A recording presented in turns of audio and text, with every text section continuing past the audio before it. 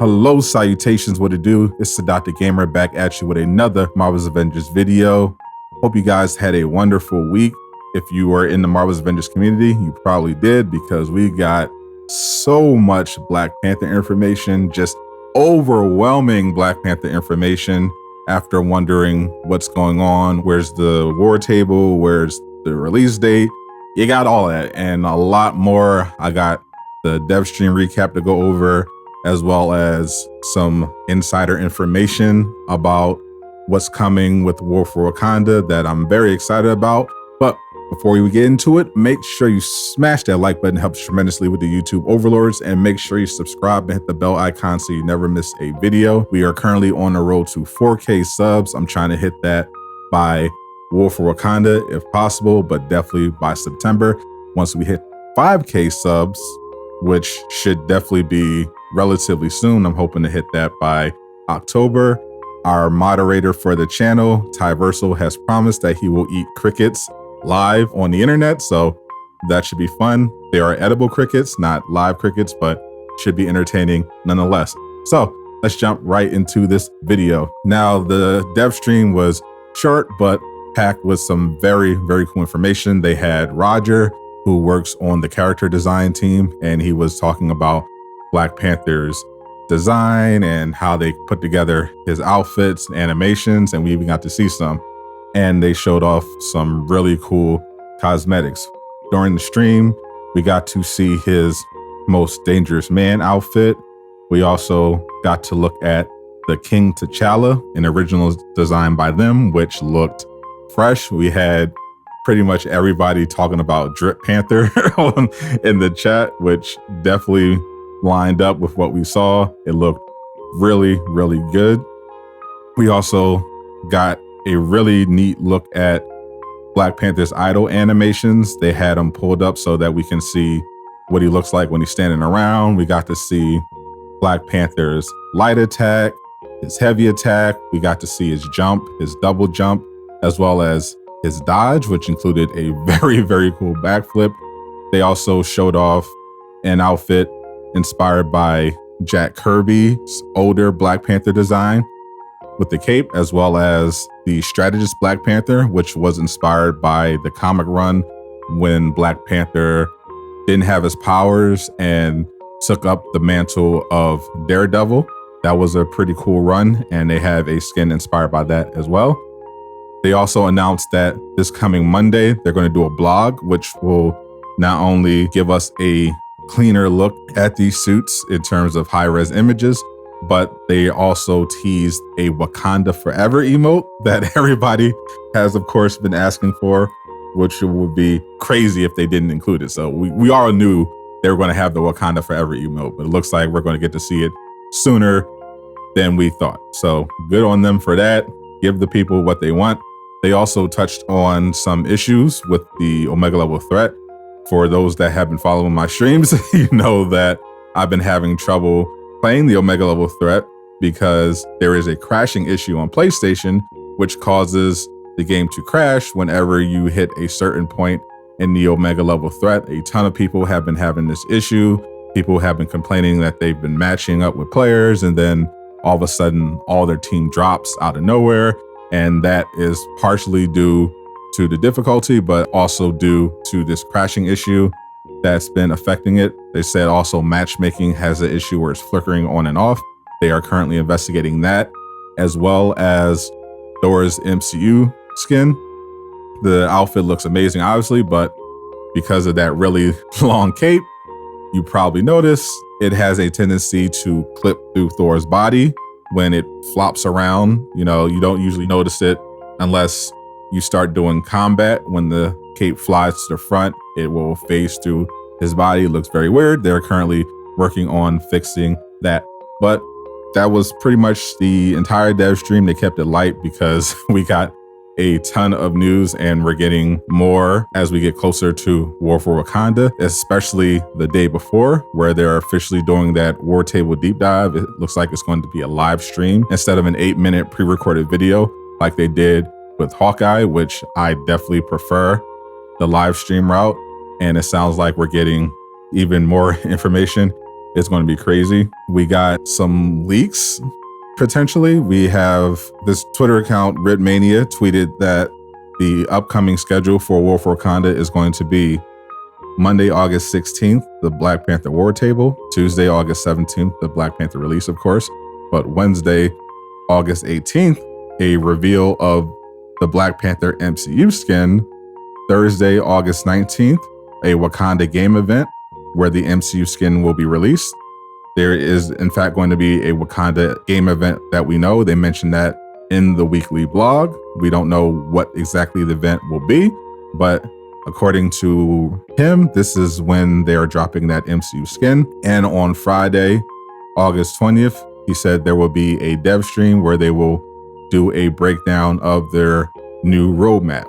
For those that don't remember, they mentioned that in the next 1 to 2 months, they are going to be rolling out a brand new roadmap. I know for a fact that they are, thanks to insiders, rolling out a new roadmap, which will show content for the rest of the year, as well as at least one new hero.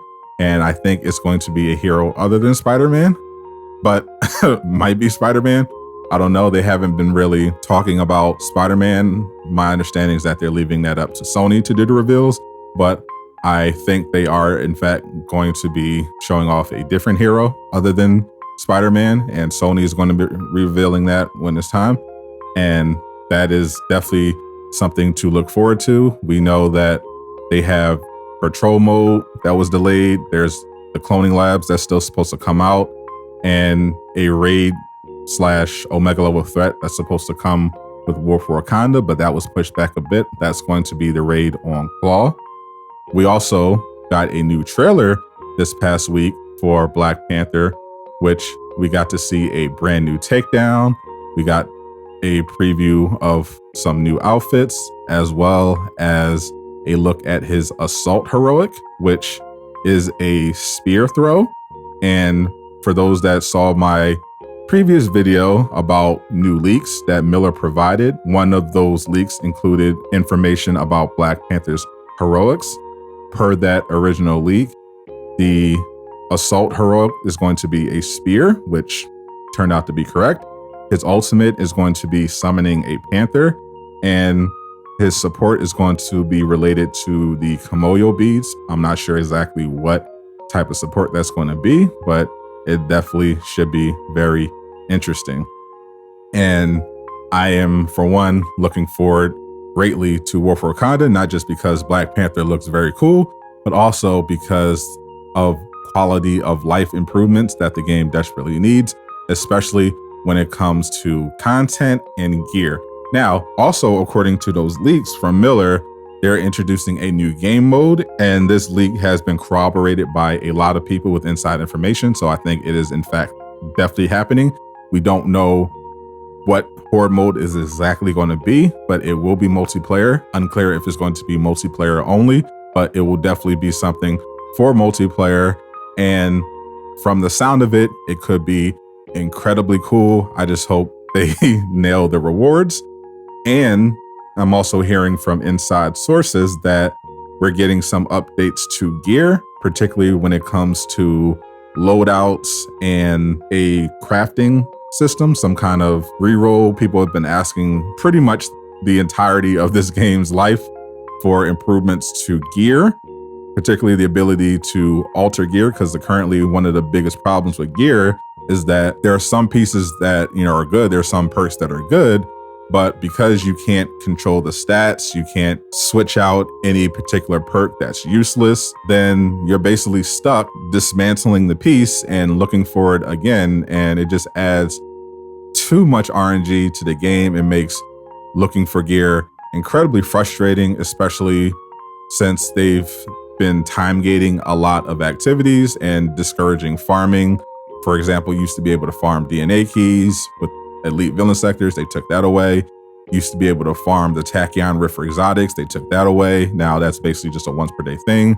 The Mega Hive still once per week per account, but they are making changes to that. Starting August 5th, you're going to be able to farm, not really farm, but you're going to be able to get those rewards from the Mega Hive and the Omega level threat 3 times per week instead of once per week. I'm not sure if that means per character, but it sounds like, based on the in-game announcement, that it's still going to be once per account, but you'll be able to do it 3 times that week instead of 1, which is obviously better, but still not ideal. At the very least, it should definitely be per character, and they for sure need to, in the future, do better when it comes to exotic perks, because the perks in the Omega level threat are really bad, and it makes me a bit nervous because Wakanda is coming with another gear set, and I really hope they nail that, because perks are a very important part of gear and they really need to nail that. But if they in fact drop horde mode and it's good, and they include some kind of crafting system for gear with War for Wakanda, that will definitely go a long way towards turning the game around, because we all know a bunch of players are going to be there, and Wakanda is going to be very cool. The story sounds great, and from people that know some, spoilers about the story, they said it's very good, and the combat we know is going to be great. The question is going to be, is the stuff that comes with War for Wakanda going to be enough to make players stay long term? And if they do nail this stuff that it sounds like is coming, the answer to that is yes. So here's hoping that they turn it all around. But that's all. Thank you once again for tuning in. I will be streaming again next Friday. I'm going on a music-related business trip next week, so I will not be streaming Tuesday and Thursday, but I will be dropping a build video for Thor on Tuesday. So definitely look out for that. I know a lot of you have been asking for it, and you're going to be getting it. And I thought it came out really good. I love the build. You love the build from what you've been saying on stream. So I'm excited to finally be bringing that to you. So that said, I'm Sadat the Gamer, signing out.